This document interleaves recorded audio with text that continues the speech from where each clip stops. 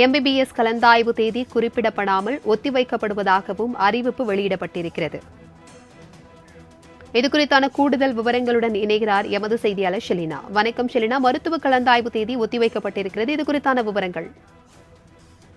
அதாவது இந்தாண்டிற்கான நீட் தேர்வு நடைபெற்று முடிந்திருந்த நிலையில் அந்த நீட் தேர்வில் பல்வேறு குளறுபடிகள் ஏற்பட்டிருந்ததாக ஏற்கனவே புகார்கள் எழப்பட்டு குறிப்பாக அது நீதிமன்றத்தின் வாயிலாக இது தொடர்பாக வழக்கு என்பது விசாரணை இருந்து வரக்கூடிய நிலையில் தற்பொழுது நீட் தேர்வு அந்த முடிவின் குளறுபடி காரணமாக நீட் தேர்வு நிறைவு பெற்றிருக்கக்கூடிய நிலையில் தற்பொழுது இளநிலை மருத்துவ படிப்பிற்கான அந்த கலந்தாய்வு தேதி என்பது தேதி குறிப்பிடாமல் ஒத்திவைக்கப்படுவதாக தற்பொழுது தகவல் என்பது வெளியாகி இருக்கிறது.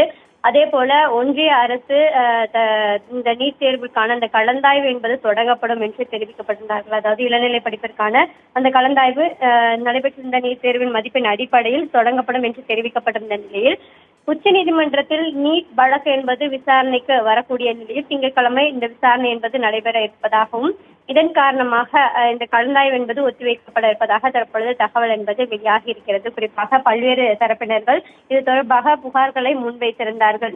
நீட் தேர்வு என்பது இதிலிருந்து விலக்கு அளிக்க வேண்டும், அதே போல நீட் தேர்வில் பல்வேறு குளறுபடிகள் ஏற்பட்டிருக்கிறது, அந்த குளறுபடிகளுக்கான முறையான விசாரணை நடத்த வேண்டும், தமிழகம் உள்ளிட்ட பல்வேறு மாநிலங்கள் முழுமையாகவே நீட் தேர்வுக்கு எதிர்ப்பு தெரிவித்து ரத்து செய்ய வேண்டும் உள்ளிட்ட கோரிக்கைகளை முன்வைத்து வரக்கூடிய நிலையில் இளநிலை மருத்துவ படிப்பிற்கான அந்த கலந்தாய்வு என்பது தற்பொழுது தேதி குறிப்பிடாமல் ஒத்திவைக்கப்பட்டிருக்கிறது. நீட் ஆய்வு எப்போது நடைபெறும் அல்லது இந்த விசாரணை முழுமையாக நடைபெற்ற பிறகு இது தொடர்பாக தேதிகள் அறிவிக்கப்படுமா என்பது தொடர்பான முடிவுகள் என்பது நீட் தேர்வு விசாரணையின் அடிப்படையில் தான் தெரிவிக்கப்படும். தற்பொழுது தேதி குறிப்பிடாமல் ஒத்திவைக்கப்படுவதாக அறிவிப்பு என்பது வெளியிடப்பட்டிருக்கிறது. தகவல்களுக்கு நன்றி ஷெலினா.